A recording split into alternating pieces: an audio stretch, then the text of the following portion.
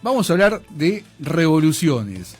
Y si de revoluciones hablamos, hay una que es interesante, que es la Revolución Francesa, que digamos que hoy en día lo que estás viviendo, en la actualidad obviamente, el ser un ciudadano argentino, la división de poderes, el derecho a votar, la igualdad ante la ley, ese es un tema ya interesante para hablar en otra cuestión, supuesta igualdad ante la ley, el derecho a la propiedad privada, todo tiene un origen ahí, no sé si decir que en esta revolución se origina todo, pero para que nos explique con más detalles, está el profesor Fabián Harari, de Razón y Revolución, profesor de Historia, investigador. Profesor, ¿cómo le va? Buenas tardes. Buenas tardes, ¿cómo está? Bueno, es un gusto tenerlo otra vez en línea para que nos cuente un poquito sobre este tema de la Revolución Francesa, y para que comprendamos un poquito este presente también, ¿no? De dónde nace toda esta historia de la burguesía, este sistema que uno vive en este país y en el mundo, obviamente, este sistema democrático. Que nos cuente un poquito, profesor, cuán importante ha sido la Revolución Francesa para el mundo. Bueno, la Revolución Francesa tiene dos, digamos, uno podría decir que una serie de importancias diferentes. La primera es, me parece a mí, haber llevado el capitalismo, digamos, ser la usina de expansión del capitalismo más importante. No es la primera revolución burguesa, sí, ni es la primera revolución burguesa triunfante. A lo largo del siglo XVI hasta el siglo XIX, la burguesía se transforma en una clase con una capacidad revolucionaria y va a intentar tomar el poder, se va a traicionar a sí misma, va a pactar con la nobleza y en muchos casos va a asumir posiciones más radicales.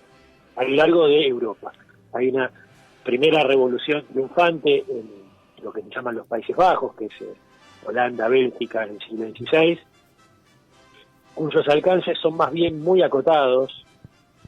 Hay una segunda revolución burguesa importante, cuyos alcances son mucho mayores, que es la Revolución Inglesa del siglo XVII, que arranca en 1640 y culmina en 1688. Esa revolución lleva el capitalismo a Gran Bretaña y es la que provoca luego lo que va a ser llamado la Revolución Industrial, es decir, el primer país capitalista mundial, fruto de una revolución que es la Revolución Burguesa.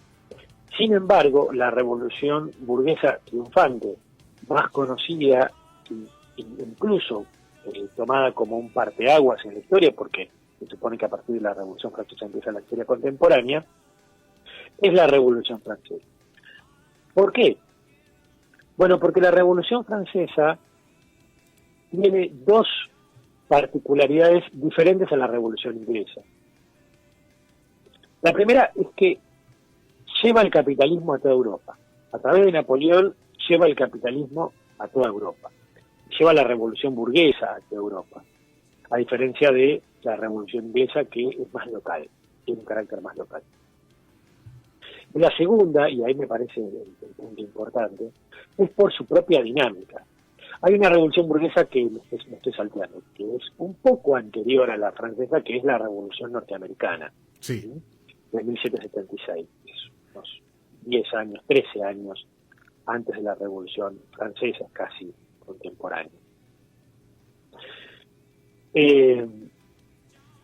Entonces la Revolución Francesa lo que tiene es un proceso político, por un lado, el hecho de llevar la revolución al conjunto de Europa, a través de la expansión napoleónica, y cambiar para siempre el mapa político de Europa.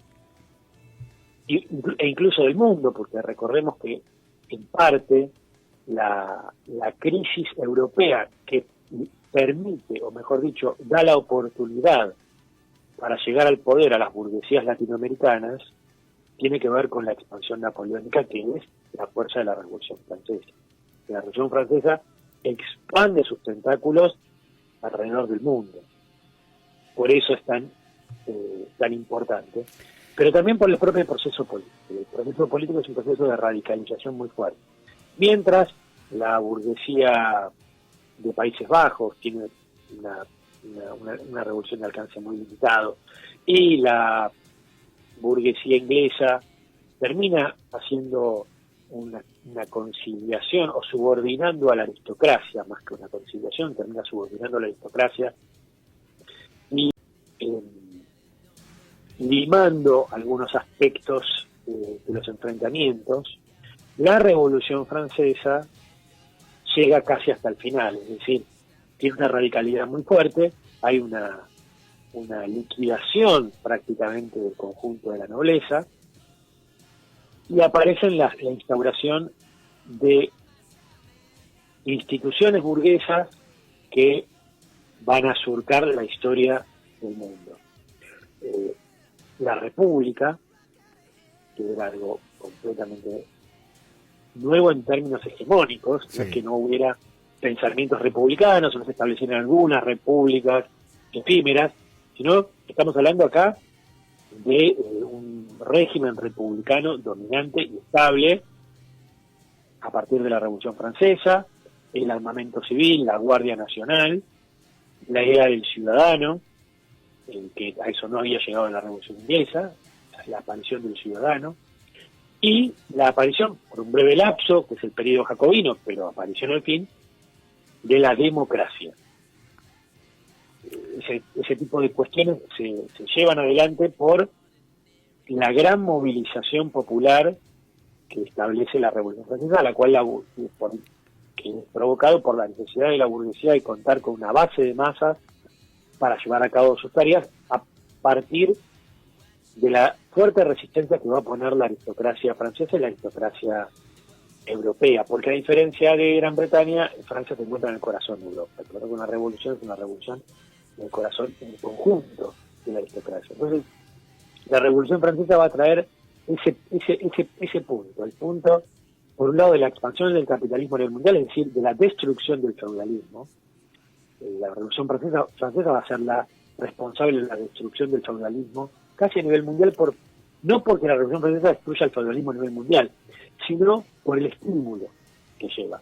Eso por un lado, y por otro, el proceso político mismo, que lleva a un grado de radicalidad muy fuerte, y la aparición de una clase revolucionaria que toma el control y establece con el aparato político una transformación social muy abrupta, no una transformación social más lenta, más a largo plazo, como la inglesa, sino una mucho más abrupta, una abolición de toda la feudalidad, de todo el sistema feudal y las relaciones feudales en pocos años, dictado por un poder político. Y la radicalidad, Sí.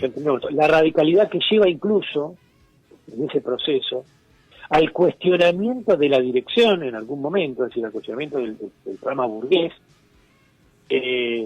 a partir de 1795 con la Conspiración de los Iguales de Graco Babeuf, e incluso antes con algunos sectores más radicalizados de los Sans-Culottes. Entonces, me parece que el proceso de la Revolución Francesa nos dice dos cosas. Uno, el mundo tal cual lo conocemos, las instituciones que conocemos actualmente, no surgen de los anales de la historia, no son eternos. Surgieron hace relativamente pocos años, unos 230 años, Sí. muy poco en términos históricos. Dos, esas instituciones surgieron, la idea de ciudadano, la idea de democracia, la idea de derechos humanos, todo eso surgió hace muy poco y surgió por la fuerza, surgió por una revolución, no surgió porque la gente se juntó y dijo y entendió racionalmente que lo mejor era la ciudadanía, los derechos humanos y todo eso. No. Eso se dio por una revolución y se dio porque una clase social lo impuso. Y por lo tanto la transformación social es posible. Pero además, y esto es interesante, la propia revolución desembocó un proceso por el cual sectores todavía embrionarios, muy embrionarios de una clase obrera, una clase obrera, un protoproletariado en formación, cuestiona estos principios que hoy nos parecen sagrados, como la democracia, la propiedad privada, la ciudadanía y la declamada igualdad ante la ley. Sí, la igualdad ante la ley, sí, y la invulnerabilidad de los estados nacionales, ¿no? Y la idea de libertad, ¿no? La idea de libertad burguesa, que no es más que una ficción, ¿no? Si tanto la libertad como la igualdad, la libertad, la igualdad y la fraternidad burguesa no son más que una ficción. Y eso también fue desenmascarado en la propia Revolución Francesa. La Revolución Francesa entonces es la que da origen al capitalismo, a las instituciones actuales, a las tendencias políticas burguesas y también da origen a las primeras tendencias socialistas. Por eso es tan importante. Profesor, la palabra revolución muchas veces se la toma como, he leído yo un poquito de su libro, La Contra, y ahí usted menciona que la palabra revolución se toma como algo que se dé en un día o en un momento determinado y que no se le estudia a esta palabra como un proceso o una preparación que puede venir de muchos años antes, ¿no? ¿Qué nos podría decir un poquito ampliando este término? Bueno, uno piensa que la revolución, ¿qué es una revolución, no? Como siempre uno aprende en la escuela que la revolución es un cambio a veces de gobierno o un cambio violento. Uno piensa que es un cambio de gobierno, un cambio violento, o un cambio en la legitimidad, o un cambio en las concepciones. Bueno, tendríamos revoluciones muy a menudo, incluso la dictadura militar nos diría que es una revolución porque fue un cambio violento, fue un cambio de régimen político y fue un cambio de las formas de legitimidad del gobierno, de la legitimidad democrática a la legitimidad de la fuerza. Pero eso no es una revolución. Una revolución es la transformación de las relaciones sociales de producción, es decir, las relaciones que constituyen a una sociedad. A partir de esas relaciones, obviamente son transformadas en forma política, no se transforman espontáneamente, se transforman por su propio peso. Por su propio peso entran en contradicción en antagonismo, y ese antagonismo debe ser resuelto porque da lugar a una crisis, como uno ve en 1788 en Francia. Por tanto, decimos que hay una revolución en Francia, porque hay una transformación de las relaciones sociales de producción. De relaciones sociales feudales, que son las predominantes, hasta a relaciones capitalistas, en un proceso largo. No es un proceso que las relaciones capitalistas se construyen al otro año de la revolución, es un proceso muy largo, que acaba alrededor de la Tercera República, alrededor de 1870. Es decir, casi 100 años tarda Francia en terminar el conjunto de sus tareas burguesas, ¿no? Terminar con el desarrollo del capitalismo. Uno diría, Francia aparece como un capitalismo ya desarrollado y ya formado, sin ninguna rémora, a partir de lo que se llama la Tercera República. No soy especialista, probablemente estudios más contemporáneos pueden mostrar que tiene que ver, eso puede aparecer antes, pero ya Marx mostraba que para 1848 todavía no se había desarrollado un proletariado importante, y todavía la burguesía tenía algunas tareas por hacer. Yo recomiendo fuertemente, quería hacer una recomendación, a que todo aquel que le interese este tema en profundidad, podemos seguir hablando, pero para todo aquel que le interese el tema en profundidad, nosotros hemos editado 2 libros sobre el tema. Sí. Uno es Graco Babeuf, El Tribuno del Pueblo, de ediciones R&R, muy recomendable, un prólogo muy interesante.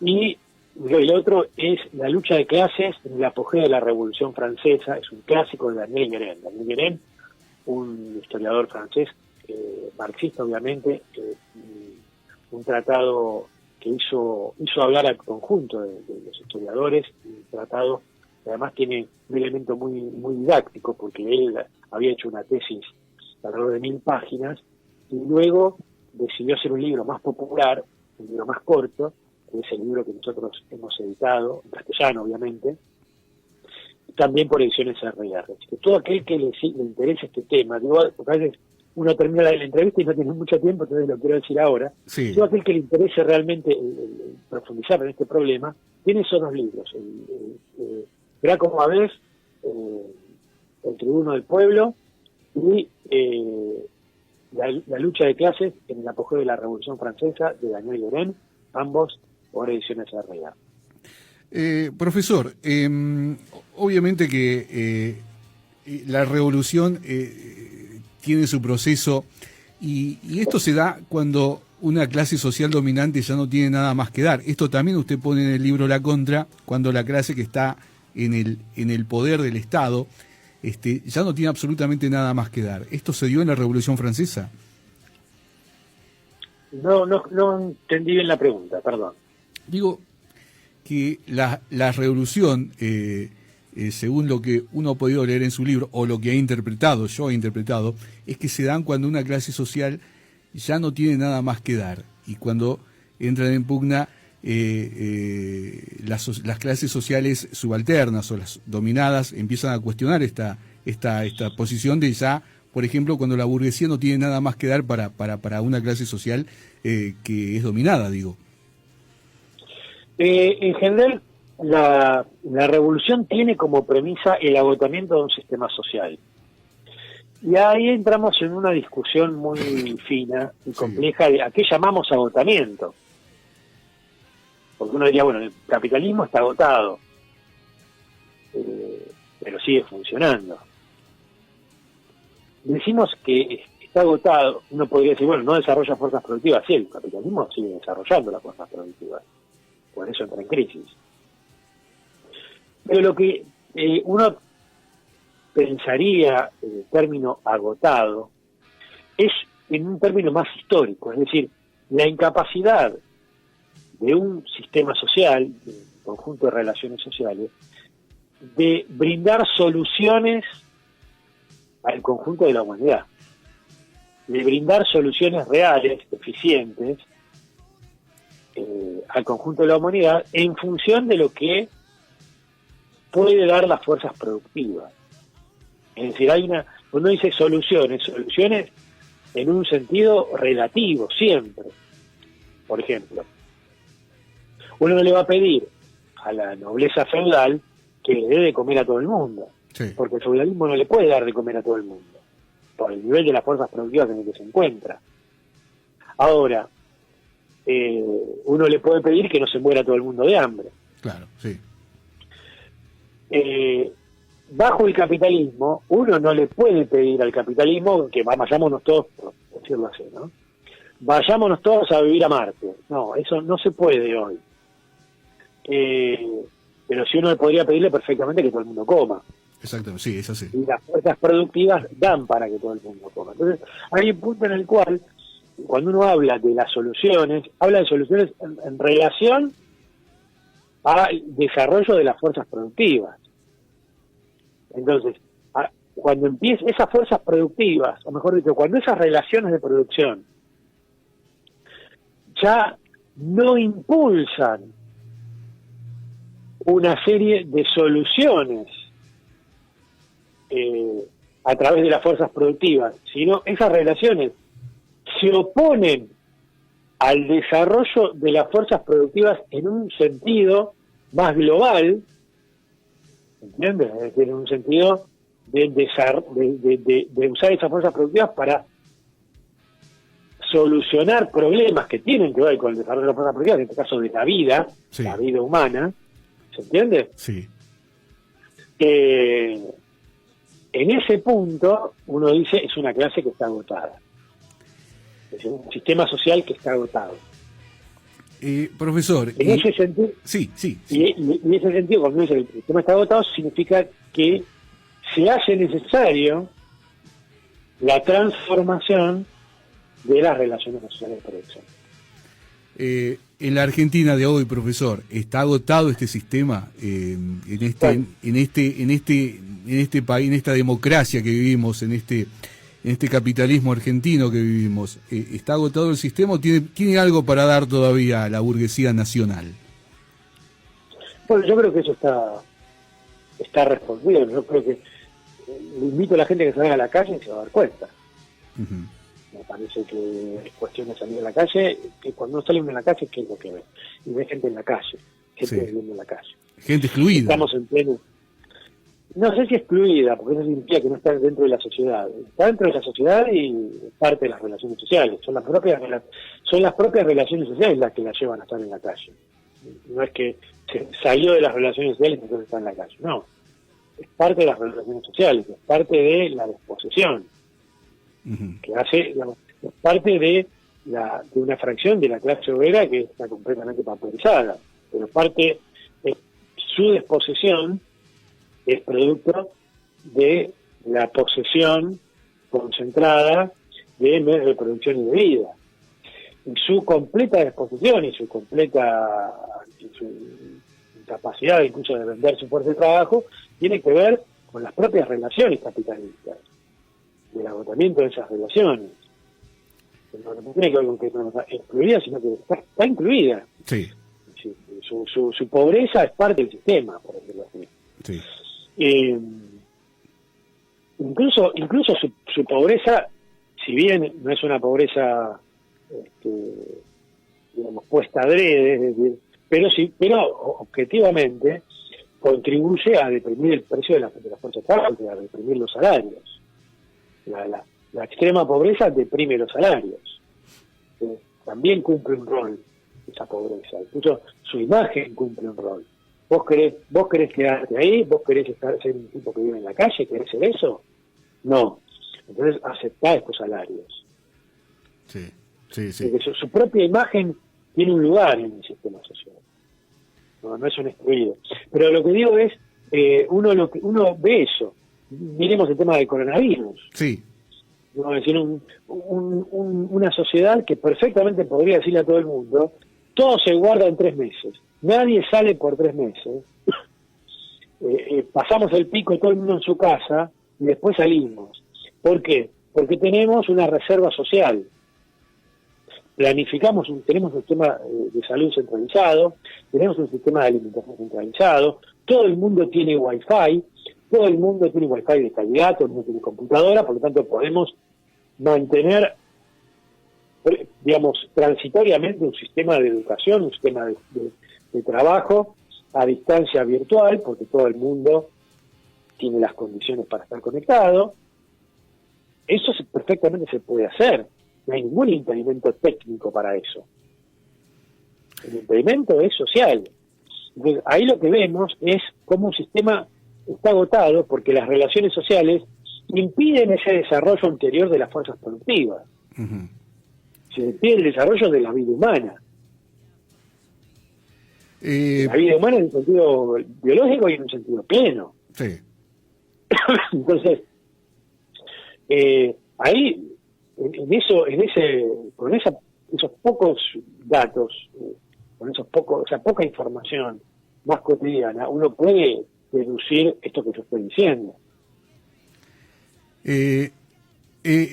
Y si está el sistema agotado, este sistema capitalista burgués está agotado, ¿por qué continúa? ¿Por qué durante tanto tiempo, desde cuándo cree usted, profesor, que esto ya se ha agotado, que este sistema ya no da para más? No desde ahora, calculo que ya tiene su tiempo. Bueno, el sistema capitalista se agota, uno piensa que llega a un punto importante de agotamiento final a principios del siglo XX, desde ya el siglo XX se puede dar esas condiciones para su superación. Sí. Y en la Argentina eso queda muy, muy claro a partir de la década del 40, ¿no? Es decir, cuando ya el capitalismo argentino empieza a estar una crisis muy grande. Uno piensa que la fuerza progresiva de la burguesía y del capitalismo termina en 1880. Sí. Es decir, en 1880 en la Argentina la burguesía termina de realizar todas sus tareas. A partir de allí ya no tiene ninguna función progresiva. Pero sin embargo el capitalismo se sigue desarrollando. A pesar de que ya la burguesía no tiene función progresiva, a pesar de que perfectamente pueden estar dadas las condiciones en términos más generales para una transformación social. Lo que no hay es una clase obrera desarrollada, etcétera, que es capaz de poder hacerlo, desarrollada estructuralmente, desarrollada políticamente, por lo menos en 1880. Luego eso va a cambiar. Pero lo que digo es, en 1880 la burguesía argentina pierde su carácter progresivo, pierde su carácter ascendente y constructor. Sí. Ahora, el capitalismo argentino empieza una crisis decadente, una crisis de decadencia, una crisis en la cual empieza a caer en una especie de barril sin fondo, ya a partir de la década de 1940. Nos fuimos un poco de tema de Francia, de la Revolución Francesa. Pero... Sí, nos fuimos de tema, pero uno, profesor, como uno va relacionando, digo, esta cuestión, porque claro, la Revolución Francesa significó un cambio, digamos, de alguna manera trascendente, radical, la toma del poder de una clase social, digo, y yo por ahí la quería relacionar con la actualidad, es decir, ¿cuándo puede cambiar la Argentina? Porque uno ha vivido desde que yo tengo conciencia, y seguramente muchos oyentes que están escuchando, ya nuestros padres decían estamos en crisis, nuestros abuelos decían estamos en crisis, y la crisis nunca se termina. Digo, ¿cuándo puede superarse esto? ¿En qué momento, profesor? Y en el momento en el cual se haga una transformación social. Y digo, así, la Revolución Socialista. Tomando como parámetro la Revolución Francesa, digo, ¿cómo se hace este cambio? Bueno, ese cambio se hace como la Revolución Francesa, o mejor dicho, más bien, la Revolución Francesa marca un inicio, pero luego tenemos otras experiencias donde la conciencia de la clase revolucionaria fue superior, la Revolución Rusa. Que básicamente se hace con una clase que se organiza, tiene un programa, digamos, acumula una serie de fuerza social y toma el poder. Y desde el poder transforma las relaciones. Estoy sintiendo mucho, ¿no? Pero claro, sí. Es la forma en la cual se produce una revolución. La clase social que logra una organización, un programa, que se conforma en un partido, y ese partido se transforma en el líder de una clase social. ¿Y en la Argentina tenemos un partido que se transforme o todavía no se ha formado ese partido que haga esa transformación? Hay una serie de partidos, sí.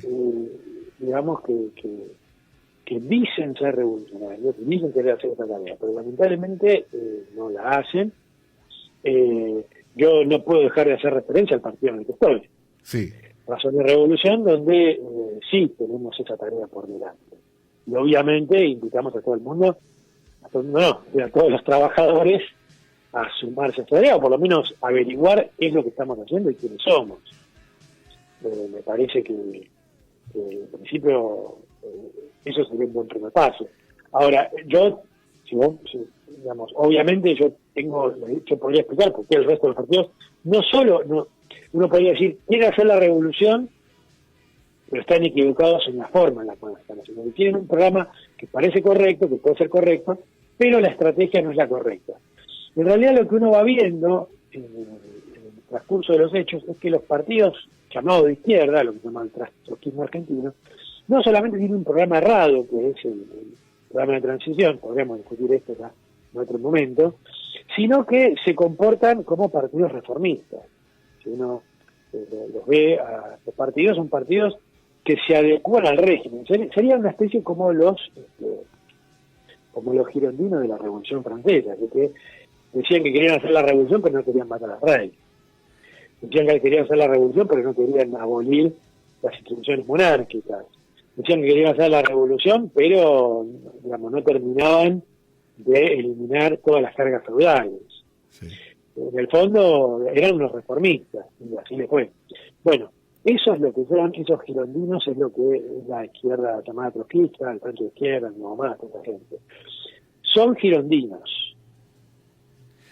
Bueno, es interesante, profesor, uno podría hablar mucho tiempo de este tema, pero bueno, ya se nos ha ido el tiempo, pasa rápido, Así que, lo último, ¿qué nos deja de enseñanza la Revolución Francesa? Digo, para profesores, alumnos que pueden estar escuchando, chicos de la secundaria. Como dije al principio, todas estas instituciones que nosotros conocemos, la forma de vida, no surgieron de la eternidad, no son eternas, no surgieron de la noche de los tiempos. Sí. Son relativamente modernas. Sí. Dos, esas instituciones surgieron por la lucha social de una clase particular. Sí. Todos los llamados a la convivencia y a la paz surgieron de la violencia, o sea, de la revolución. Sí. Por lo tanto, no son experiencias que no son el resultado de una especie de consenso generalizado, sino son el resultado de una imposición. Una imposición, obviamente, de una mayoría sobre una minoría, pero de una imposición. Tercero, la transformación social es posible. Sí. Cuarto, es posible si la clase explotada, la clase dominada, se organiza y se da un programa correcto. Sí, ese es el tema, sí. Profesor, la verdad que le agradezco mucho esta comunicación y obviamente me alegra que ahora ya pueda salir a caminar en Buenos Aires, ya puede salir. Yo no voy a salir a caminar porque estamos en el pico Usted no se arriesga. de contagios y estamos en el pico de muertes. Sí, Es una locura mandar a todo el mundo a la calle en este momento. sí. Por lo tanto, yo no voy a salir a caminar, no me voy a exponer, y yo quisiera que si puedo hablarle a todos los porteños que me están escuchando, Sí. Que nadie se exponga. Esto no puede ser. Es una falta de respeto y jugar con la vida de los porteños y de los habitantes de la provincia de Buenos Aires, simplemente por una necesidad económica de las empresas. Profesor, muchísimas gracias y gracias por esta explicación tan didáctica que nos dio y obviamente siempre la historia tiene que ver con este presente, ¿no? Entender esta parte de la Revolución Francesa para que los que estamos en esta vida, en este sistema democrático, digamos, entendamos de dónde nacen las instituciones y por qué vivimos esta vida en este presente. Muchísimas gracias, profesor. No, por favor, gracias a ustedes. Muchas gracias. Estaba el profesor Fabián Harari con nosotros, una explicación interesante sobre